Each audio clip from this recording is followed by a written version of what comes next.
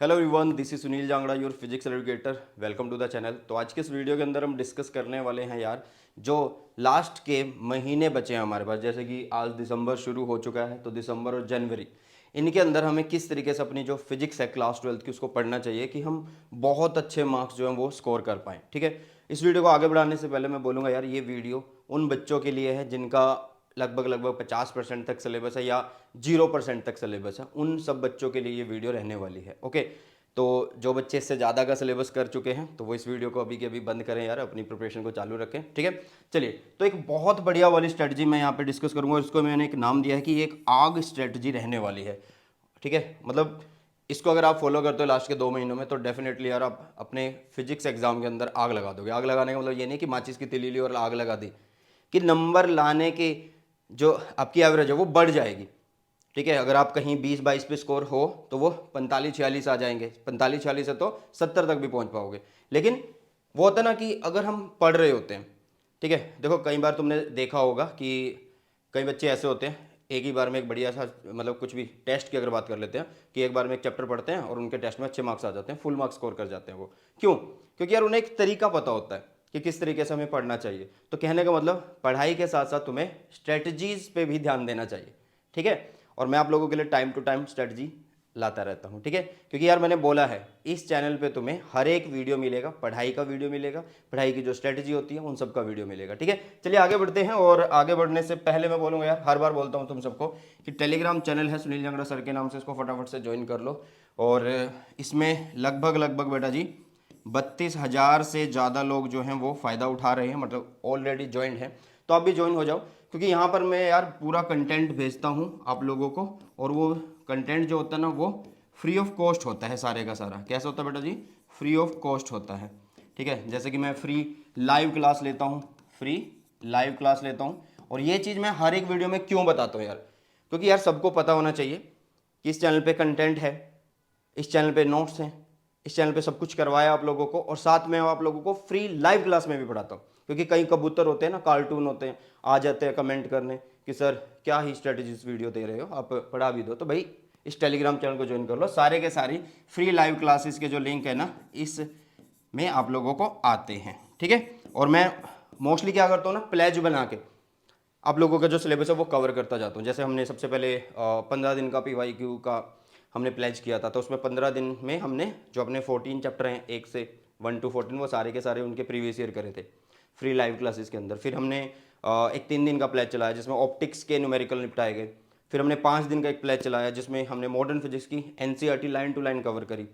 और फिर मैंने लास्ट में आप लोगों को 4 दिन का एक प्लेज कराया, अभी खत्म हुआ है, जिसमें मैंने ऑल टाइप के न्यूमेरिकल, मतलब मोस्ट इंपॉर्टेंट न्यूमेरिकल कवर करवाए हैं। ठीक है, चलिए तो आगे बढ़ते हैं। और आगे बढ़ने से पहले यार मैं एक बात बोलूँगा कि मैंने ना एक वीडियो बनाया था आप सबके लिए, मात्र 40 दिन का एक वीडियो बनाया था, कि मात्र 40 दिन का एक प्लान मैंने तुम्हें दिया था। तो जो बच्चे उस प्लान को फॉलो कर रहे हैं वो उस प्लान को वैसे ही फॉलो करते रहें, और इस वीडियो को अभी के लिए रोक के अपने उसी प्लान के ऊपर ध्यान दे, उसी के ऊपर फोकस करें। ठीक है, मैं ये नहीं बोलूँगा कि यार जो 40 दिन वाले हैं वो अब नए सिरे से स्टार्ट करने लग जाओ, नहीं। मैंने मात्र 40 दिन का एक वीडियो बनाया था, जो 40 दिन का प्लान था, चैलेंज दिया था तुम लोगों को, और जो बच्चे उसको फॉलो कर रहे हैं तो वो उसी को फॉलो करते रहे, तो इस वीडियो को देखने की जरूरत नहीं है। ठीक है, बट अगर हो सके सर को सपोर्ट करना तो इस वीडियो को शेयर कर देना, लाइक कर देना। चलो अब यार आगे बढ़ने से पहले मैं आप लोगों को बता दूं, देखो जब हम फिजिक्स पढ़ते हैं तो हमारे पास क्या होता है कि कॉन्सेप्ट आने चाहिए, हमारे पास बढ़िया वाले नोट्स हो, प्रीवियस ईयर क्वेश्चन हमारे पास, न्यूमेरिकल हमें आते हो।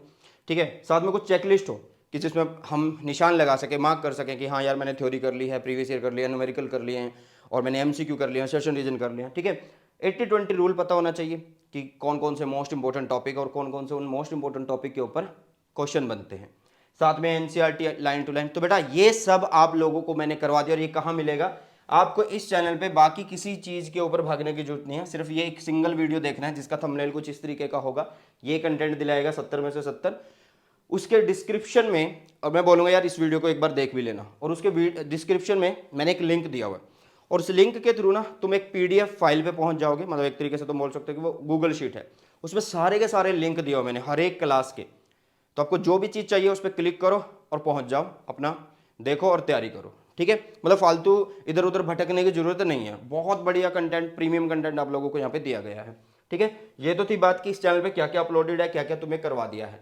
अभी बात करते हैं यार प्लान की, ठीक है, कि दिसंबर और जनवरी हमारे पास अभी कहने को 2 महीने हैं। हाँ जी, मैंने बोला ना कि कहने को 2 महीने, क्यों? क्योंकि यार कई बच्चों के अभी प्री बोर्ड्स भी होंगे, ठीक है, और प्रैक्टिकल्स वो तो होने ही होने हैं, ठीक है। तो कहने का मतलब प्री बोर्ड्स और प्रैक्टिकल में आप लोगों के कम से कम यार 15, 18 या 20, मैक्सिमम 20 दिन तक लगने वाले हैं। तो कहने का मतलब अगर हम दिन काउंट करें दिसंबर, ठीक है, दिसंबर 31 कर लेते हैं, और इसी तरीके से आप लोगों का क्या है, जनवरी है। तो कहने का मतलब यार सीधी सीधी सी बात, कोई बच्चा अगर सोच रहा होगा कि हाँ मेरे पास तो 60 प्लस दिन है, 60 प्लस दिन नहीं है भाई साहब। मैंने कहा ना कि 20 दिन तो आप लोगों के कहाँ चले जाएंगे, प्री बोर्ड्स प्लस प्रैक्टिकल में चले जाएंगे, ठीक है। तो तुम्हारे पास गिन चुन के कितने दिन बनने वाले हैं, 40 से 45 दिन ही बनने वाले हैं। तो कहने का मतलब आप लोगों के पास ना लिमिटेड टाइम है। क्या है? लिमिटेड टाइम है। जिन बच्चों ने अभी तक शुरू नहीं किया है और जो बच्चे अभी भी लाइटली ले रहे हैं चीज़ों को, फिजिक्स को, स्पेशली फिजिक्स को, तो भाई उनको मैं एक ही बात बोलूँगा कि पढ़ लो, क्योंकि ये जो लिमिटेड टाइम है ना ये भी खत्म हो जाएगा। क्योंकि तुमने कितने महीने बर्बाद कर दिए हैं, ठीक है, अप्रैल, मई, जून, जुलाई, अगस्त, सितंबर, अक्टूबर, नवंबर चला गया, 8 महीने खराब हो चुके हैं। और अगर अभी तक भी सीरियस नहीं हो ना, तो भाई ये जो 45 दिन बचे हो ना ये भी खत्म हो जाएंगे, ये पता ही नहीं लगेगा तुम्हें कि कहाँ गए। और ये गारंटी है। सीरियस हो जाओ थोड़े से। जो बच्चे बोलते हैं ना कि यार मोटिवेशन नहीं आता है, मोटिवेशन यार क्या चाहिए तुम्हें? मोटिवेशन, दाल रोटी तुम्हें मिल रही है घर में, माँ बाप दे रहे हैं तुम्हारी पढ़ाई का खर्चा, क्या ही चाहिए उनको? उनकी तरफ देख लो ना जो तुम्हारे लिए इतना कुछ कर रहे हैं, तुम्हारी फीस भर रहे हैं, तो ठीक है, तुम्हें पाल पोस रहे हैं, उनके लिए कुछ करने का दम होना चाहिए तुम्हारे अंदर, तो मोटिवेशन अपने आप आ जाएगा, ठीक है। तो लग जाओ फटाफट से। अभी बात कर लेते हैं यार, सबसे पहले देखो मैंने यहाँ पे 3 ब्लॉक बनाए हैं, ठीक है, 3 कॉलम आप लोग बोल सकते हैं, जिसमें मैंने ना सिलेबस नहीं लिखा, मैंने मार्क्स लिखे हैं कि जिनके 0 मार्क्स तैयार हैं। बहुत सारे बच्चे होंगे अभी भी कि जिनके 0 मार्क्स तैयार हैं, और कई बच्चे ऐसे होंगे जिनके 30 से 35 नंबर तैयार हैं, ठीक है, और किन्हीं के होंगे 70 नंबर। मैं नंबर का मतलब ये नहीं बोल रहा कि तुमने बस सब कुछ कर रखा होगा, इसका मतलब ये है कि तुमने थ्योरीज पढ़ रखी होंगी, मतलब जो थ्योरी है, जो कॉन्सेप्ट है वो अच्छे से कर रखा होगा, सिलेबस अच्छे से कर रखा कि हाँ यार 35-30 का सिलेबस मैंने पढ़ा हुआ है, थ्योरी मैंने पढ़ी हुई है, कॉन्सेप्ट मैंने पढ़ा हुआ है अच्छे से, इतना तो हो सकता है। या जिन्होंने पूरे 1 to 14 चैप्टर पढ़ लिए हैं, कॉन्सेप्ट अच्छे से समझ लिया, सबसे पहले उनके बारे में बात कर लेते हैं, ठीक है, क्योंकि इनके लिए थोड़ा सा आसान हो जाएगा। तो बेटा जिनका 70 मार्क्स के अकॉर्डिंग सिलेबस हो चुका है, हाँ जी, जिनका 70 मार्क्स के अकॉर्डिंग सिलेबस हो चुका है, उसका मतलब तो यही है ना कि उन्होंने 1 to 14 चैप्टर जो हैं वो सारे के सारे पढ़ लिए हैं यार, उनका कॉन्सेप्ट जो वो अच्छे से हो चुका है, ठीक है। और मैंने बताया भी आप लोगों को, देखो कि जब आप अच्छा स्कोर करना चाहते हो तो कॉन्सेप्ट, PYQ, न्यूमेरिकल, 80-20 रूल, ये सारी चीज़ें आप लोगों को आनी चाहिए, ठीक है। तो आप लोगों को सबसे पहले क्या करना है, 70 नंबर वालों को मैंने एक चेकलिस्ट दी हुई है, इस वीडियो के डिस्क्रिप्शन में मिल जाएगा। तो उस चेकलिस्ट में आप लोगों को ना हर एक चीज़ मेंशन करी गई है, ठीक है, हर एक चीज़ मेंशन करी गई है कि उसमें आप लोगों को ये देखना है कि जो चैप्टर तुमने किया है उसके प्रीवियस ईयर करे या नहीं, उसके सोल्ड एग्जाम्पल करे या नहीं, उसकी NCERT पढ़ी या नहीं, तो वो उस चेकलिस्ट के अकॉर्डिंग तुम मार्क करते चलना, ठीक है। देखो जैसे ही तुमने सिलेबस किया हुआ है तो इस चेकलिस्ट में देखना क्या क्या कमी है, तो फिर उनको फॉलो करो, क्योंकि तुम्हारे पास अब टाइम क्या है, तुम्हारे पास अब प्रैक्टिस का टाइम है सारे का सारा। तुम्हारे पास कौन सा टाइम है बेटा? जो ये 70 नंबर वाले हैं ना, जिन्होंने 70 नंबर की थ्योरी पढ़ लिया, उनके पास अब प्रैक्टिस का टाइम है। वो सिर्फ और सिर्फ प्रैक्टिस पे ध्यान देंगे। प्रैक्टिस कैसे करनी है? प्रीवियस ईयर क्वेश्चन कर लो यार, ठीक है, वहीं से शुरुआत करो। कोई बच्चा ये कहता है ना कि मैं कहाँ से शुरुआत करूँ क्वेश्चंस की, तो भाई चैप्टर वाइज PYQ की बुक आती है वो ले लो, ठीक है, उससे करो। दूसरा फिर आप लोग क्या करना है, दूसरा फिर आप लोगों को क्या करना, अब जैसे आप सबको पता है यार कि हमारा पेपर MCQ मतलब ऑब्जेक्टिव प्लस सब्जेक्टिव आने वाला है, तो कहीं ना कहीं आप यहाँ प्रीवियस ईयर क्वेश्चन से हो जाएंगे आप लोगों के क्या सब्जेक्टिव। MCQ कैसे करेंगे? MCQ के लिए ना तुम क्या कर सकते हो, या तो तुम मेरा टेलीग्राम चैनल है उसको ज्वाइन कर लेना, वहाँ पे मैंने सारे के सारे MCQ भेजे हुए हैं, ठीक है। दूसरी बात, अगर तुम्हें लगता है कि नहीं हमें और न्यूमेरिकल मतलब और MCQ चाहिए, तो बेटा आप लोगों को क्या करना है, NCERT एग्जाम्पलर जो होता है ना, NCERT एग्जाम्पलर जो है उसके क्वेश्चन कर लेने हैं सारे, और ऑब्जेक्टिव 1 वाले करने हैं। कौन से करने हैं? ऑब्जेक्टिव 1 वाले करने, ठीक है, ओके। मोस्टली आप लोगों के सारे न्यूमेरिकल हो जाएंगे। फिर बात हुई यार तुम्हें और क्या करना चाहिए, सैम्पल पेपर कर लेना चाहिए। मतलब कहने का मतलब ये है कि इन 2 महीने में वो बच्चे जिन्होंने 70 मार्क की थ्योरी पढ़ ली है, कॉन्सेप्ट अच्छे से पढ़ लिया, भाई उनके पास कुछ भी नहीं है, उनके पास सिर्फ और सिर्फ प्रैक्टिस का ही काम है। आपको सिंपली क्या करना है, कोई चैप्टर देखना है, एक बार रिवाइज किया, और उसके बाद अपने प्रीवियस ईयर क्वेश्चन की प्रैक्टिस पे लग गए। जैसे आप प्रीवियस ईयर खत्म करते हो NCERT के एग्जाम्पलर कर लेना, सैम्पल पेपर की प्रैक्टिस कर लेना। अगर फिर भी टाइम बच जाता है, फिर भी टाइम बच जाता है, तो भाई 80-20 रूल के अकॉर्डिंग मैंने तुम लोगों को एनसीईआरटी के क्वेश्चन दिए हुए हैं, सिर्फ वो एक बार देख लेना कि हाँ यार ये आते हैं तुम्हें या नहीं आते हैं। मोस्टली तो आपके प्रीवियस ईयर क्वेश्चन से ही कवर हो जाएंगे, ठीक है। चलिए, तो ये हुई 70 वालों के लिए। अब बात करते हैं यार जीरो वालों के लिए। मैंने यार एक ही बात बोलूँगा, जो जीरो नंबर अभी तक, कहने का मतलब जिन्होंने अभी तक कुछ भी नहीं पढ़ा है, जिन्होंने अभी तक फिजिक्स को हाथ ही नहीं लगाया है। हाँ, ऐसा हो सकता है कि इनमें ऐसे बच्चे हों जिनकी केमिस्ट्री बायो अच्छी होगी, मैथ्स अच्छा होगा, या कुछ बच्चे ऐसे हो सकते हैं जिनकी फिजिक्स केमिस्ट्री मैथ्स बायो ये सब ही लो लेवल पे होंगे। तो मैं यहाँ पे सिर्फ फिजिक्स की बात कर रहा हूँ।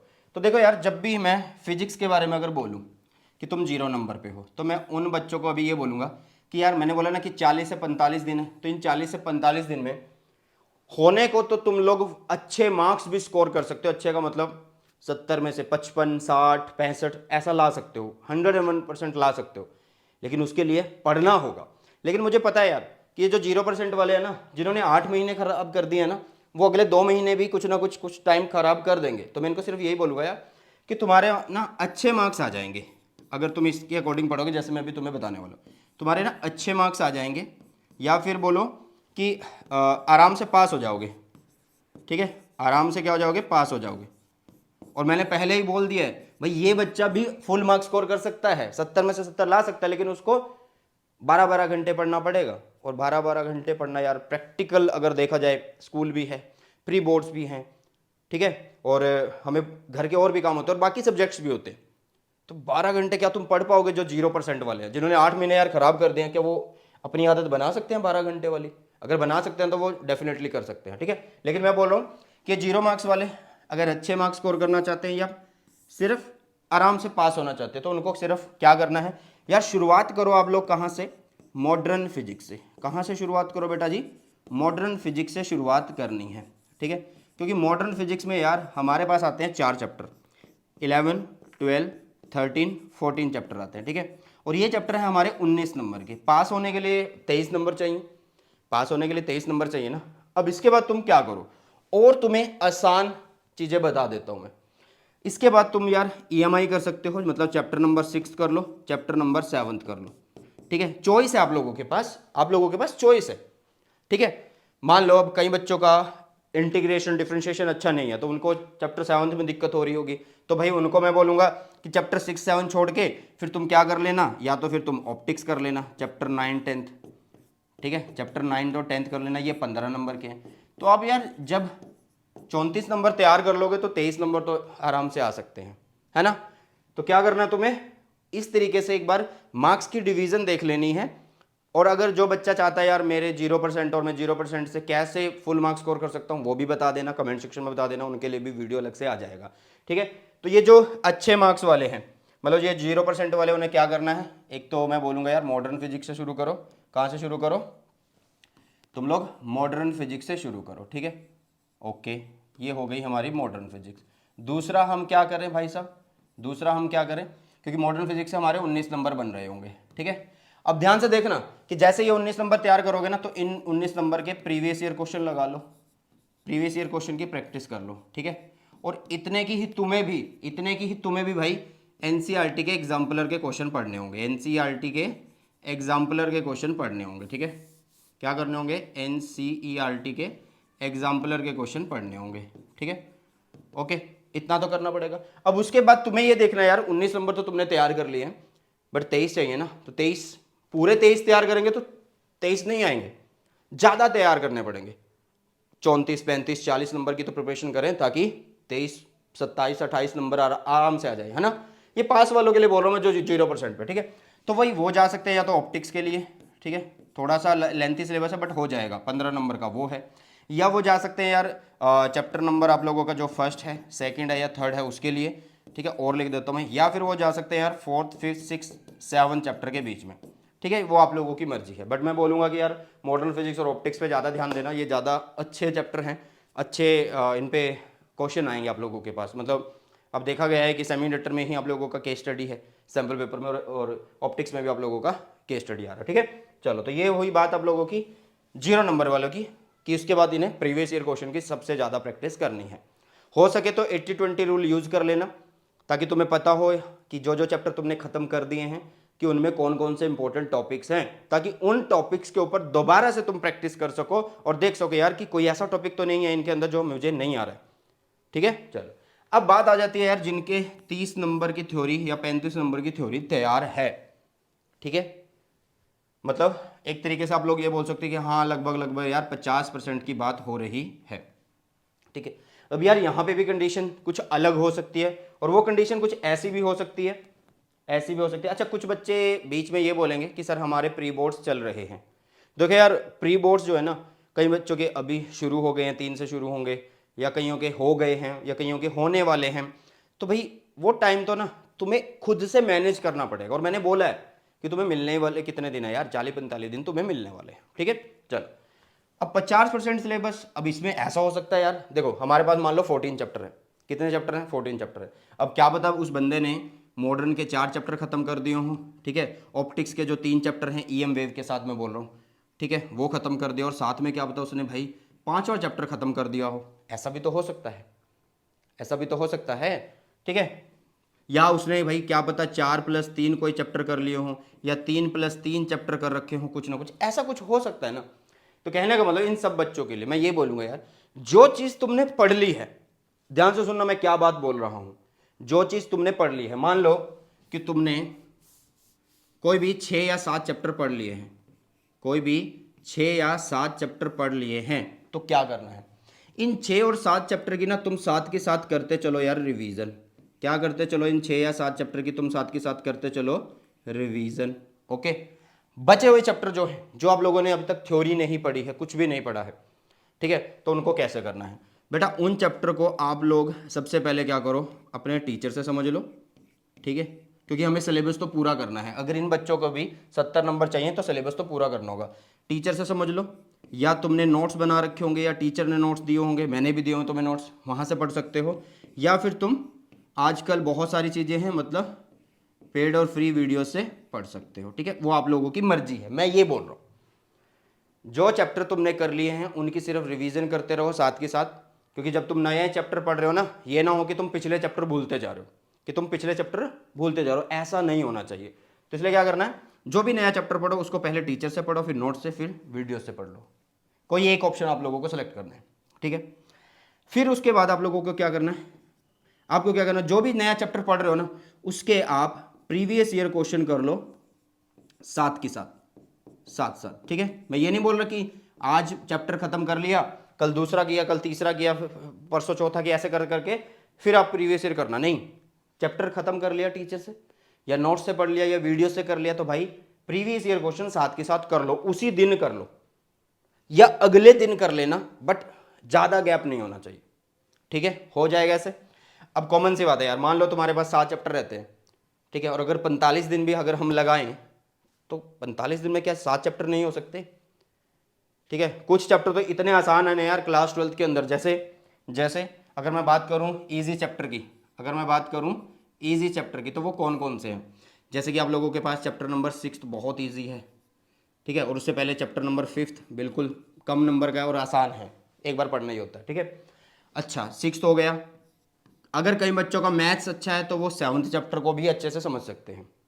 ठीक है, 11वां आसान चैप्टर है, 12वां आसान चैप्टर है, 14th कई बच्चों को मुश्किल लग सकता है बट नहीं, 13th को यार मैं आसान नहीं बोलूँगा, मतलब आसान तो है लेकिन इसमें आना ही 1 नंबर है, तो क्या ही आसान बोलूँ, मतलब लगभग लगभग देखो 1 2 3 4 5 14 में से 5 गए तो 9 चैप्टर रहे ना, और वो सारे मुश्किल नहीं होते, वो सारे मुश्किल नहीं होते। इवन ईएम वेव ये भी आसान है।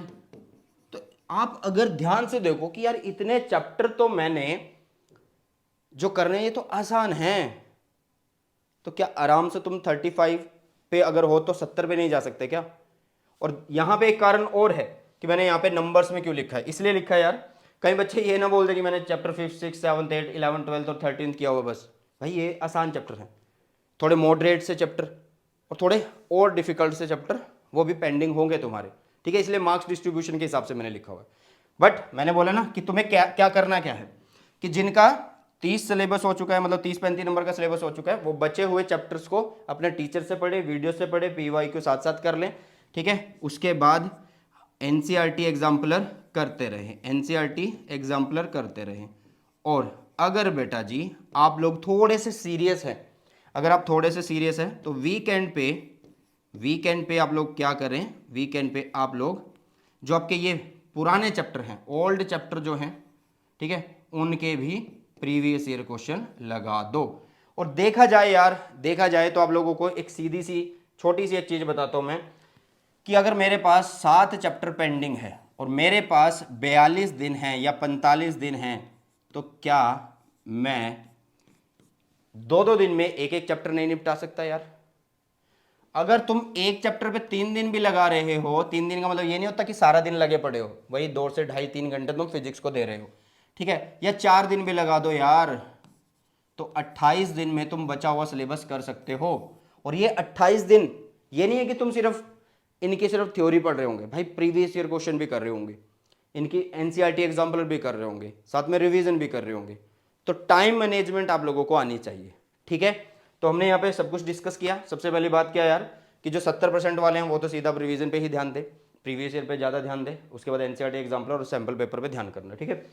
30 से 35 नंबर वाले क्या करें, जो सिलेबस तुमने कर लिया उसकी रिवीजन साथ के साथ चलाते रखो, और जो नया कर रहे हो उसकी टॉपिक पढ़ने के साथ साथ प्रीवियस ईयर क्वेश्चन पे ध्यान रखो, ठीक है, प्रीवियस ईयर क्वेश्चन पे ध्यान रखो। और जैसे मैंने बताया ना कि सारे चैप्टर तुम्हारे 28 दिन में हो जाएंगे, जो बचे हुए चैप्टर हैं, और जो फिर बाकी के दिन है उनमें और आप लोग प्रैक्टिस कर सकते हो यार, और प्रैक्टिस कर सकते हो। 17-18 दिन फिर भी बच रहे हैं तुम्हारे पास, प्रैक्टिस कर सकते हो, ठीक है ना। इसी तरीके से 0% वाले पास होने हैं तो मॉडर्न फिजिक्स शुरू करो, कोई चैप्टर का और कॉम्बिनेशन उठा सकते हो, जैसे छठा और सातवां मैंने बोला, ऐसे 9वां या 10वां उठा सकते हो, वो आपकी मर्जी है बेटा, ठीक है। मैं बोलूँगा कि मॉडर्न फिजिक्स और ऑप्टिक्स कर जाना अगर सिंपल पास होना है।